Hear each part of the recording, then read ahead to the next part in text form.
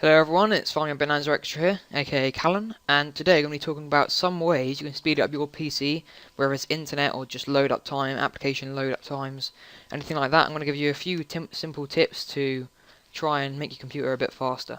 And before we start this video, I just want to say I have my new screen now, which is a Acer G6 24-inch display, and it's full 1080p, so I can record at 1080p now, and I'll be uploading in 1080p hopefully. I also have a Death Adder 2013 and a Deathstalker 2013. I'll link all the products in the description that I've mentioned in the video. Now today we're going to be going over a few ways that you can clean up your PC to make it go a bit faster, maybe load up some applications quicker. First thing I'm going to talk about is the disk cleanup. So if we just type in the Windows search, disk cleanup, we load it up. You can choose, if you have two hard drives, you choose which one you want to clean, press OK. It calculates all the files, all the temporary files, all the files you don't need, and it puts them in a final screen in which it asks you, do you want to delete these files? Click yes, and it will delete the files pretty effectively. Now, basically one of the things it's doing is deleting the temporary files. Now you can do this manually if you want, but it would be a lot easier just to run disk cleanup. But you type run in the Windows search, run it, and you type %temp, press enter, and here you see all the temporary files that your computer creates, whether it's internet browsing or just anything, application loading or anything. So all you want to do is Control A to select all and just delete everything in here. If it doesn't give you permission, just click this top box down here and then skip all of those, and it will delete all the files it can delete and leave the ones it can't. So that's one way of doing it. There's also an application called CC Cleaner, which I'll load up here.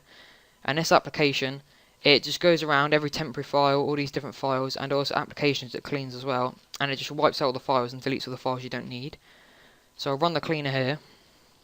And you see I've only got 12 megabyte removed because I clean my computer quite a lot, at least 5 times every day, because it keeps it very clean and nice. So that's the cleaner, which removes files, and the registry, which is basically the system behind your documents. If it has issues such as bad file extensions or rogue keys, which are like sometimes viruses and stuff, you scan for these issues, and it might take a little while, but it's just not too long. And you press fix selected issues. You can create a backup in case the changes you make like not valid, and you have to reverse your system back to the backup. But I'm not going to do that, and just fix the issues fixed, and there we go, done. And you can download CC Cleaner. I'll put the link in the description, and you can do that after you watch this video. Another thing I'm going to suggest is that you defrag your computer at least once a week, because it is very important to defrag your computer.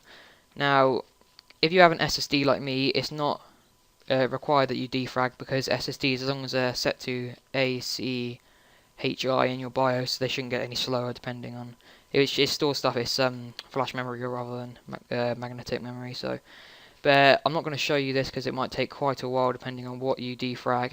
But do this once a week. You can make a schedule on Windows, which I'll recommend as well. Once a week, it will clean your disk. And I would recommend if you have a hard drive that's mechanical, so a disk like a platter drive, then I'd recommend you clean that at least once a week.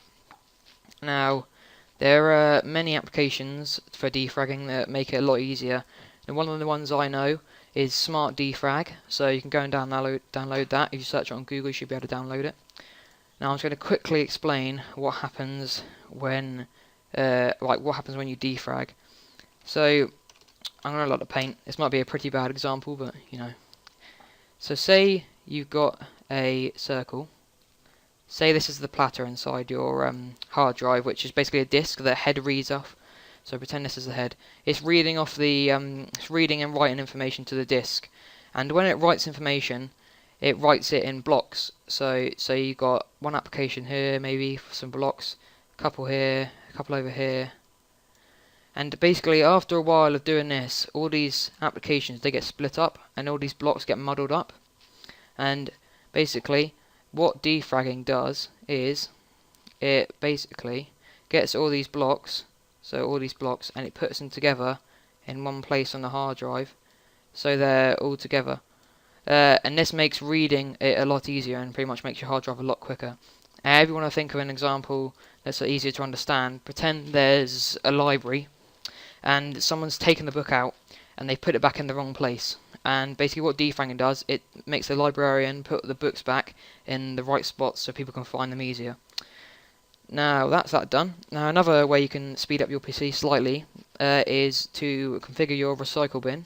Now you should always empty your recycle bin because the files in here are always stored on your computer unless they're deleted, so empty that quite a lot regularly. If you right click and go on properties, you get this little box here, and you can see that you get certain if you've got 2 hard drives you get 2 files, but you can set the maximum file size. So if there's a file bigger than this, it gets instantly deleted and not put in the recycle bin. Or if the recycle bin overflows, as to say, then that's the max file size it can be within the recycle bin before it clears itself out. So you can do that. That's an easy way of speeding up your computer. Now also, if you use Internet Explorer, there are a couple of ways you can make that a bit faster and not contain so many temporary files. So we just search up Internet Explorer and we click the cog up in the corner, go on Internet Options, you come up with the general screen, you click on Settings on Browsing History, and then you set this to whatever is recommended. So the lowest recommended setting I'll probably set it to, and then this doesn't keep as many temporary files all the time, so it doesn't clog up your computer as much. So once you've done that, if you do use Internet Explorer, what I'd recommend doing next is always scan for viruses. Now, I haven't scanned for a while, so I'll quick scan my computer. And if you do a quick scan, it scans all the files, like the on top files, rather than a full scan, which I recommend doing at least once a week to make sure you're clear of viruses. This is constantly updated and with virus codes and keys and stuff, so it will always know if there are any bad viruses on your computer. But I would always recommend doing it once a week and doing a quick scan maybe, but full scan at least once a week or once a month maybe, if you don't want to scan that much.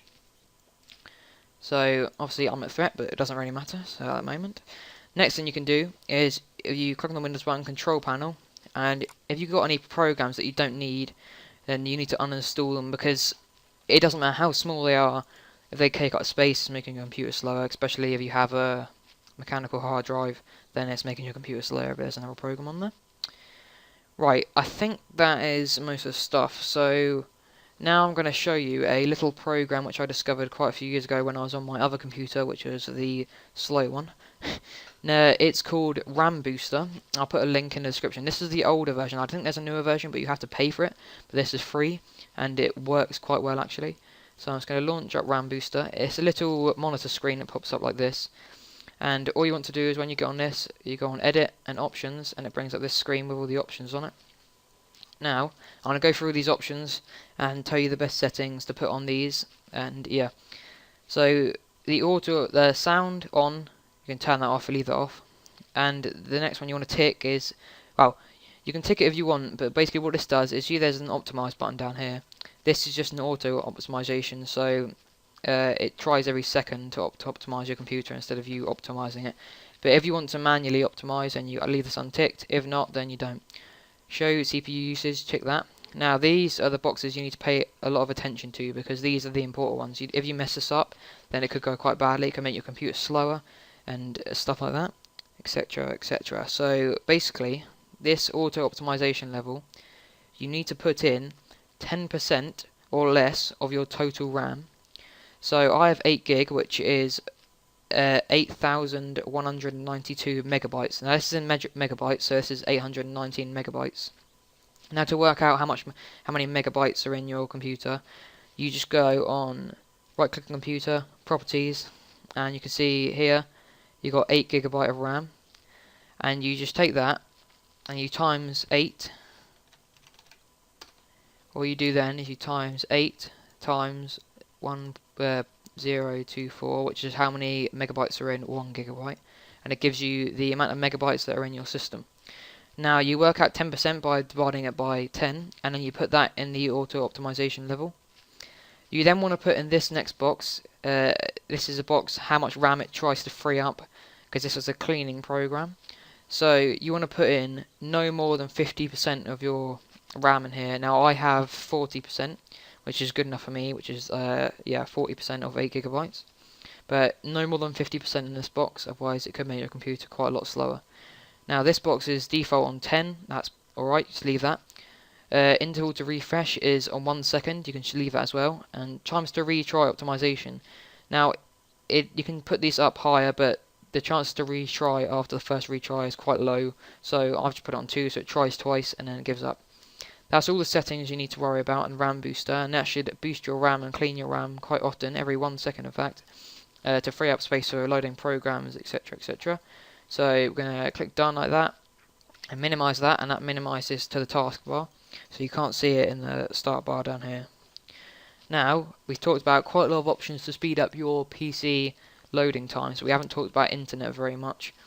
So I'm going to show you a quick way with changing your DNS server, which basically a public hosted server to make calculations and stuff. I'm going to show you how to change it quickly to a public DNS server instead of a private one, so you can get faster internet download speeds. So what you want to do is click on the start button down here, called Control Panel, Network and Internet, Network and Sharing Center, and then you'll see this screen pop up if you're on Windows 7. If you're on Windows XP, it should be similar, but not the same. Now all you want to do is the connection here, whether it's wireless or wired. Click on this, comes up with this little box here.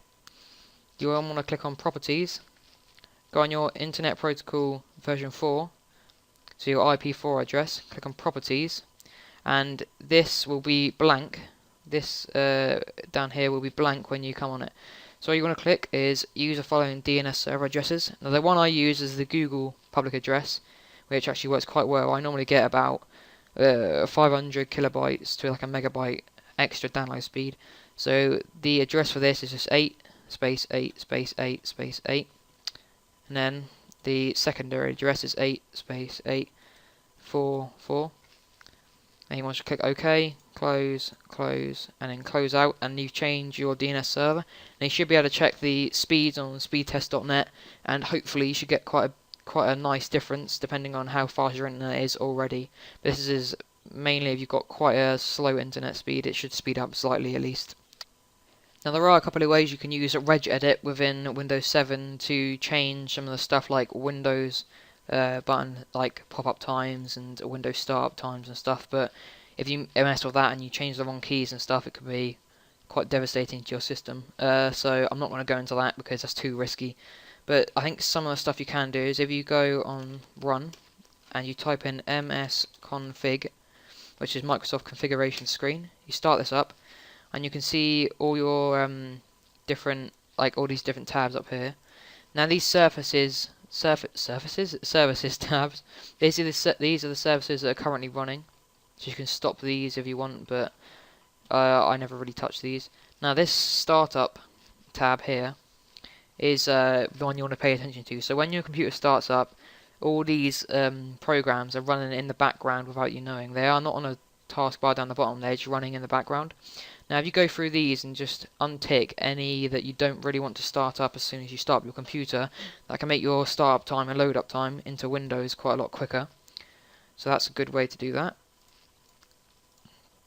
Right, finally we're going to go on to some hardware ways to make your computer slightly faster. Now the first way is to upgrade your RAM. Now basically what RAM does is it is the thing that loads up your loads up and runs your computer's programs. Now I'm going to draw a really quick diagram again to try and explain how RAM works. So pretend this is RAM, this little box here, RAM. This is your RAM on your computer, and this is your hard drive over here. Now basically what happens is every time you start up a program, the hard drive, the RAM has nothing. The RAM is just running the Windows system at the moment. Basically, when you start a program, the hard drive, which contains all the information and files and stuff that your RAM needs, sends it across buses in binary to the RAM, where it's stored as information and it's executed within the RAM. Now, basically, what happens is then, when a program is closed down, all this information is then sent back to the hard drive, where it's stored for the next time the program is launched. Now, obviously, this is a bit, this is a very simple way of putting it, but this is basically what happens. So, the more RAM you have, the more space you have to store information. Thus, the more programs you can open at the same time, the more programs and information you can process and execute at the same time as well. So, one way of finding out what RAM you need is a simple scan from the crucial.com team. Basically, all you want to do is click this box here, download the scanner, which is very small. You click on it, run it, and all it'll do is load up the file on your internet browser, your default internet browser. It will scan your system, and it will check what motherboard you have. Then it will look for whatever RAM and stuff is supported by that motherboard, and it will give you results here where you can buy it from their store. So you can see here it's correctly identified what motherboard I have. It's given me what RAM is currently installed in the slots. It's given me the maximum amount of memory, and it's referred me to a 32GB kit of RAM that I can buy from them, which is their maximum amount of RAM. And all you want to do is look at this and look at so you see it says DDR3 PC3 12800. Now you want to look at that, and you can search up and on the internet and find out what RAM you need, because this is quite expensive actually for a 32GB kit. But that's an easy way of identifying what RAM you need to get. Now the next thing I would say is you might be better off getting a faster hard drive or a solid state drive. Now we'll talk about faster hard drives first. So many older hard drives have a really low spin cycle speed. I think the fastest at the moment is 10,000 RPM, which is commercially available. But I have a 7200 RPM drive, which is pretty standard at the moment, and 5400 RPM drives are the one below mine. But basically, the faster the spin cycle, the faster the load times. So if you can get a faster hard drive, then your Windows loadout will be quicker, your application loadouts will be quicker, etc, etc, and you'll be able to store more stuff because there are a lot more memory in hard drives at the moment as well, and they're a lot more cheaper than they were before. The second option is getting a solid state drive, which is basically flash memory, like a USB drive or something like that, where it flashes information onto the drive. Now they're a lot more durable, they're a lot faster. They're also a lot more expensive, which is basically why people use them as boot drives just for Windows and stuff. But if I was recommending for a Windows boot up drive, then I'll get a solid state drive. Now you can buy a hard drive, of course, but it is mechanical, which means it's got a disk spin inside it.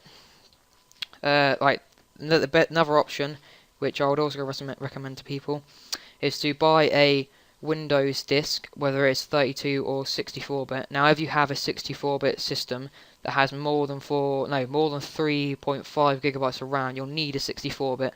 But 64 is slightly faster than 32-bit anyway, so if your computer can support it, then I would recommend it.